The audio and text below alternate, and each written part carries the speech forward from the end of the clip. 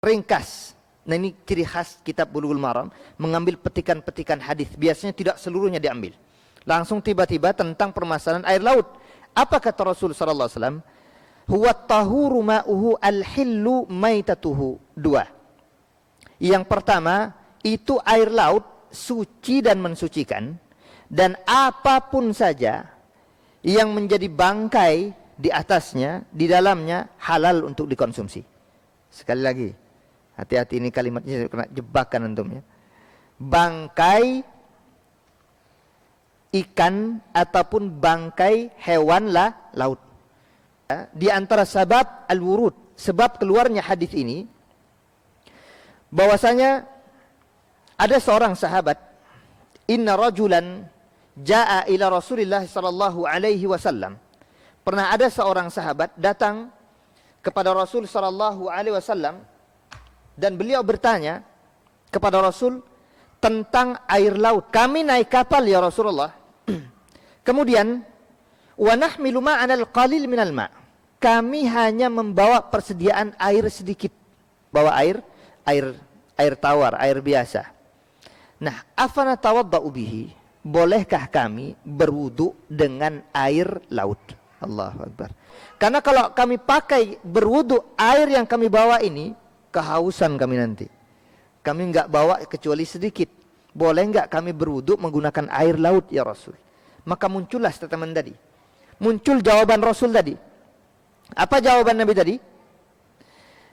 Huwa tahuru ma'uhu al-hillu maitatuhu. Itu laut, airnya suci dan mensucikan. Nanti ada perbedaan. Ada suci, ada mensucikan. Kalau mensucikan pasti suci. Kalau suci belum tentu bedakan antara tahir dan tahur. Tahir itu suci, tahur mensucikan. Faedah-faedah dari hadis ini. Yang pertama, kecerdasan Rasul sallallahu alaihi wasallam. Di antara kecerdasan beliau ditanya satu pertanyaan, beliau memberikan dua jawaban. Apa di antara jawabannya? Tadi sudah kita baca. Kata beliau sallallahu alaihi wasallam, huwa tahuru ma'uhu al-hillu maitatuhu. Air laut itu, Mas, bahasa sekarang, dia air suci dan mensucikan, dan hewan-hewan yang menjadi bangkai, bukan yang masih hidup jelas halal, yang menjadi bangkai di atas permukaannya halal untuk dikonsumsi.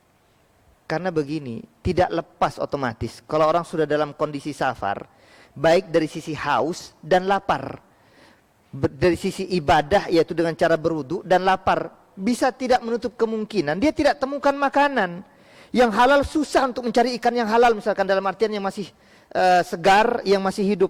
Jangan-jangan yang bangkai ditemukan di atas permukaan. Apakah boleh juga untuk dikonsumsi? Nah, Rasul memberikan jawaban secara langsung agar tidak perlu ditanya. Bisa kemudian faham dan mengerti ketika terjadi sesuatu kepada mereka, dan itu sampai kepada kita hari ini. Sehingga sampai kepada kita hari ini, poin diantaranya bisa diambil adalah air laut itu boleh digunakan untuk berwudu. Dan yang kedua, kalau ada bangkai di atasnya, ingat bangkai apa tadi? Hewan-hewan. Dan ingat, hewan laut. Sekali lagi, hewan laut.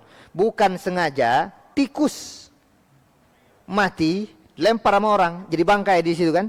Boleh nggak dikonsumsi? Nah, itu pahami baik-baik. Yang dimaksud memang berasal dari laut. Jadi hewannya hewan laut, bukan hewan darat. Kalau hewan darat nyemplung ke laut mati, boleh nggak dikonsumsi? Enggak. Dipahami baik-baik di sini biar tidak salah nanti. Yang dimaksud oleh hadis ini dijelaskan oleh para ulama kita adalah hewan-hewan laut.